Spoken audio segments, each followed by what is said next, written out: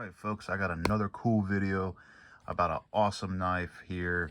This thing is going to be an unboxing, and I hope you stick around and check this out because this thing is sweet. You're going to love it. So check it out. I buy a lot of knives from traditionalpocketknives.com, and they actually have their own knife that he designed and had made.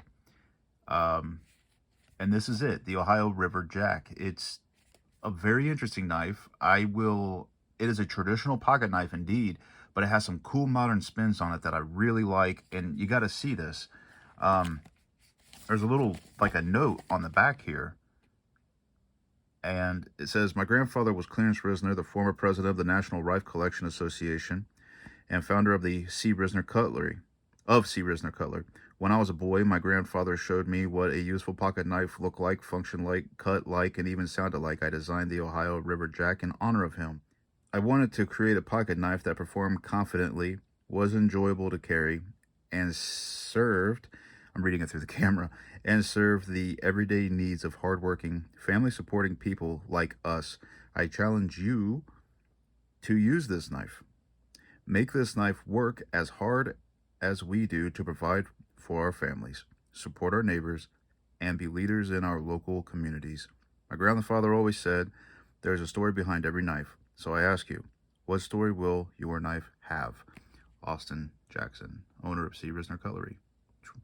Awesome. There's a lot of pride in this. Look at this. See the box, this here is the Ohio River Jack, single blade, sheepfoot, green canvas micarta. This thing's going to be a really cool knife. This is a sweet sticker, by the way. Happy summer. And as the UFO, I love weird shit, and that is weird, and I dig it. I love this sticker. Absolutely. It's my favorite sticker they've ever made. That is awesome. All right, so let's go to the unboxing part of this. So we open it up here, and there's like a pull tab. Pretty cool. Very super high quality. I like that. It's very nice. Got another sticker inside. There we are, wrapped in plastic. Put that up here. Put that here. Look at that. It's a beautiful knife. So when I seen these on the website, I thought they were a lot bigger. And I have a few knives here to compare to this one. But I've talked to him about this knife, and he pretty much had it designed, or he designed it himself. And some of the specifications are actually really impressive. First of all, this is a green micarta.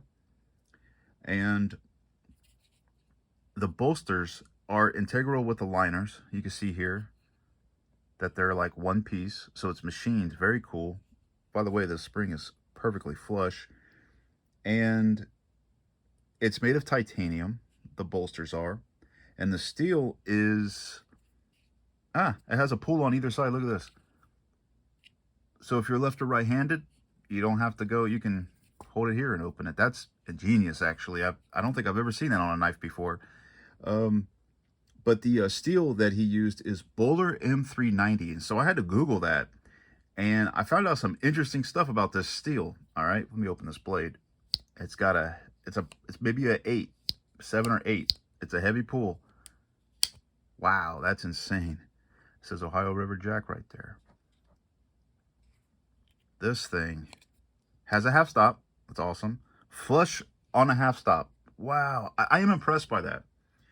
Really am. I love half stops I like springs that are flush in all three positions. I mean, it's hard to do. I don't expect it, but when it's done, it always impresses me. I mean, wow. Let's see, get this thing to focus.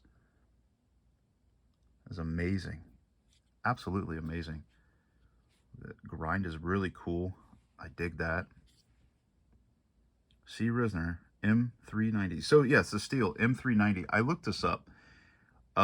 This is like, I always refer to them as space steels because they're like science, super sciencey steels. Without boring you much about it, I will say this is an expensive steel. It's very expensive. So it's going to be a good steel. The notes that I've taken about it is, first of all, it's Austrian. Apparently, Böhler is a company in Austria, so this steel is Austrian steel. And the characteristics about it is that it stays very sharp, and it is razor sharp right now. But apparently, it stays very sharp. It is a stainless steel. So, from what I understand, is it's kind of like it's kind of not. I can't compare it. I can't really compare it to other steels, but you put an edge on it and it will retain that edge through use. It makes really good user steel. That's probably why he selected that steel. Very cool. It is a stainless, has a high chromium content to it, and that's just, you know, I always thought like CPM 154 and ATS 34 was like some really cool steels, but this thing exceeds those. So this is not a cheap old 440 stainless. This is a space steel or real sciencey steel. The blade edge is really cool. I like that. Really nice looking knife. Everything's so flush and perfect on it. This micarta is really good. It's a great handle. Fills the hand perfectly. So when I looked at these knives, I always thought that they were possibly too big. And because like in the pictures, they do kind of look big in the pictures, because, you know, whenever you see a Barlow, you can kind of compare it to something you've seen before. So pulling out other traditional knives, by the way, it's a nice thick blade and it tapers really good. It's thick like old queens and stuff used to be. So you can see it's kind of large. This is a baby sunfish.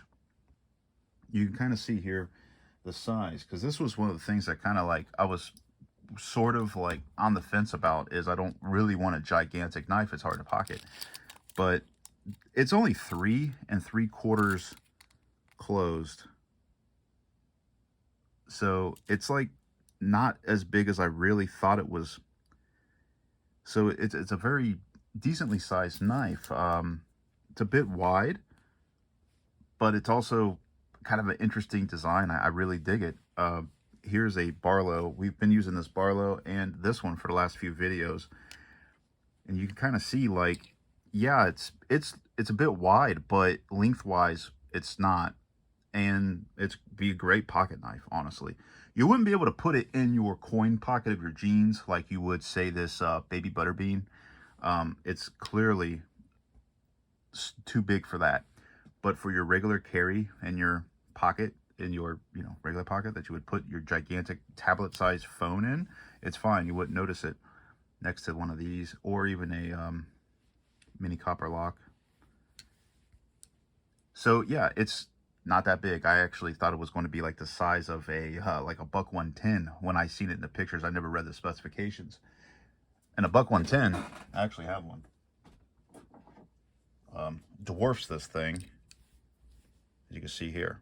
Buck 110 is just huge compared to this thing. So it is a pocket knife. It's not a hunting knife. So it's a decent size, and I don't mind it at all. The build quality is okay. So we've been talking about how the Rosecraft has been really good. Well, this is on par. The centering is perfect, 100%. The bolster does scale fit. It's neat. I don't know if this is like modifiable. It might be. You might be able to take it apart to clean it, which is kind of interesting, because there is like bits here to take it apart. I don't know. I didn't really look it up, so I'm not sure about that, but maybe. I'm sure somebody in the comment will say yes or no. But oh yeah, by the way, if you want to get one, you can clearly get one at traditionalpocketknives.com. If you're enjoying the video, go ahead and subscribe and hit the like button. And don't forget to leave a comment. It helps with the algorithm, helps the channel grow. Also, if you want to be notified for every time I upload a video, go ahead and hit the bell icon, and that will tell you when I upload a video. Also below, there's probably some Amazon affiliate links for cool stuff like knife oils and knife books, including this one here, the Knife Collector's Log and Record book that I made for us fanatics who like to log our stuff. So I hope you're enjoying the video, and we're going to go right back to it. But I'm sure somebody in the comments will say if you could take this apart and clean it. because this is the first time I've ever seen one. I love the green micarta. It's absolutely nice. Flush, no gaps, just a really high quality piece. And long pull on each side. You could probably, yeah, you could pinch it to open. Okay, that's interesting. That's pretty cool and unique. The packaging is unreal. If you're a knife collector, you have to have one of these. I mean, obviously, it is that nice. Everything about it. The packaging is nice. Has a little pull tab. I mean, that's cool, man. This is a really cool, thought out knife. It really is. And he made it, you know, like as we read in the beginning, you know, it's like a family heritage. I'm sure his grandfather is looking down and is proud of him, of this this quality knife, because it is really good and is bringing us. You can't see it, but I'm smiling while making this video. It is actually really nice, really cool knife. Walk and talk is amazing. It's pretty awesome. This is a pretty awesome knife. Mostly got it all at it. It's very good, very cool. Man, just take a look at it for a minute, you know.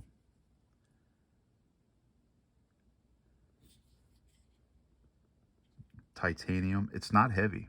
It's not heavy at all. It fills the hand.